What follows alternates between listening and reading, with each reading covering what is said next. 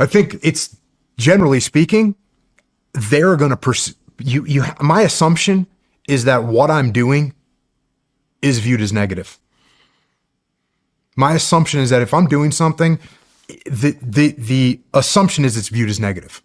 And so if you assume that what you're doing is being perceived as negative, it keeps me in check from behaving in a way that is going to be perceived as negative. I mean, to the best of your ability. I'm not saying, of course, just like every other human, we're all going to slip up, but recognizing that, like, man, and I'm so thankful that had a good enough relationship with this guy to tell me that, because otherwise you never would have see this disconnect between how you're perceived and what you think you're being perceived as. And it was something, it wasn't like I thought to myself, oh, here's how people are seeing me. I was just acting the way I was acting, but it was being perceived in a way that I didn't mean at all. Didn't have any intention, but I could see as soon as he said it, I go, oh yeah, that's right.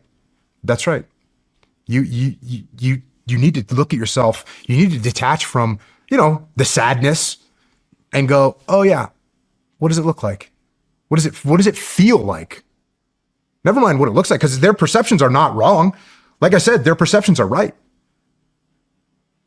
Oh, I had this video, his dad recognized me. I must be, you know what I mean? Like that's all bad stuff. And I didn't recognize it until my buddy let me know.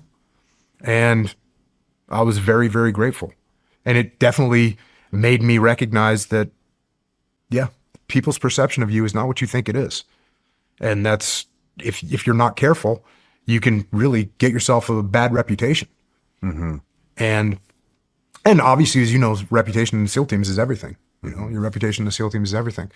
So I was just very thankful that he gave me that heads up. And then, again, what made this platoon very impactful for me, SEAL Team 1 Alpha Platoon, we had our platoon officer, our OIC, was pretty much a new guy who had lat transferred from another part of the Navy, and he had come in as our platoon commander. And which is no big deal, right? It's really no big deal. Like, officers don't have a lot of experience. It's not that big of a deal. They listen to what you have to say. They listen to the platoon chief. They listen to the LPO, and they figure it out. Except for this guy didn't really want to listen. And so it ended up causing some friction in the platoon. He, is one of those guys where, again, he probably didn't realize how he was being perceived.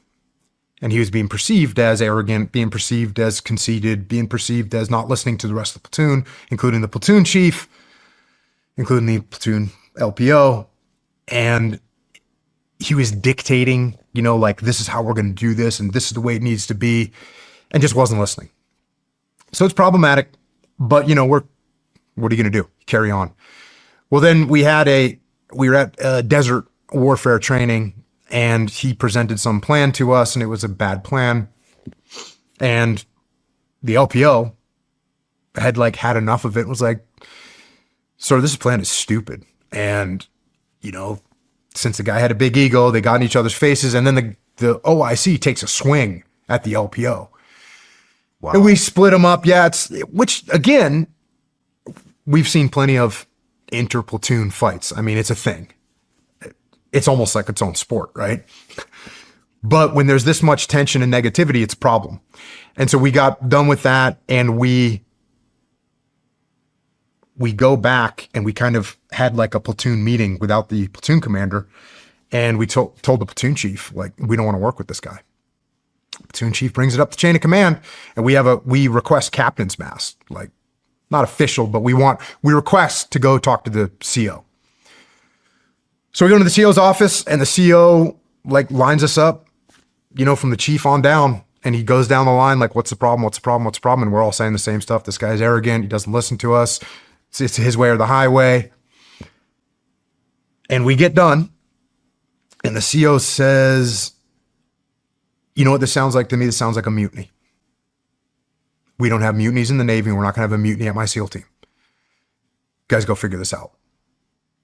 Cool.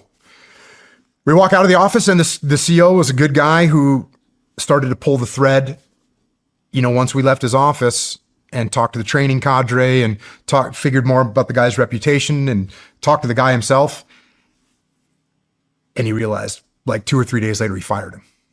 And so big win for the E5 Mafia. We're all fired up that we get this guy fired.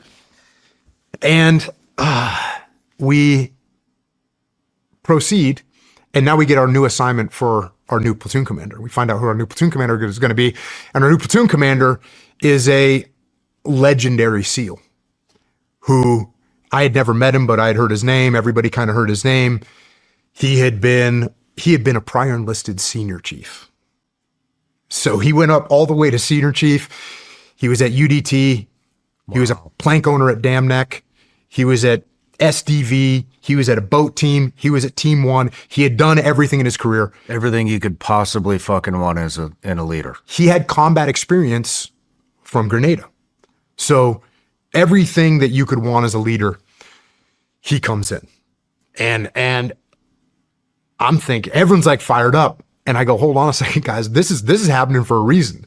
This is because we're a bunch of mutineers that got our last boss fired, and they're sending this guy down because he's going to crush us and like get us in line. And so when he shows up, this guy, I'm expecting, a 6'5", 270-pound beast.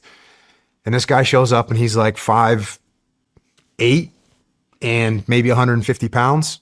And he looks like he's like the oldest guy I've ever seen in the SEAL teams, which was probably like, 37 or something like that. Graying hair and all the whole 9 yards. And he walked into our platoon space. And I'm like, who is this guy's supposed to be the legend. And he walks into our platoon space and he says something along the lines of like, hey, I'm sorry to hear about your last platoon commander, but I'm not worried about it. I'm just looking forward to working with you guys.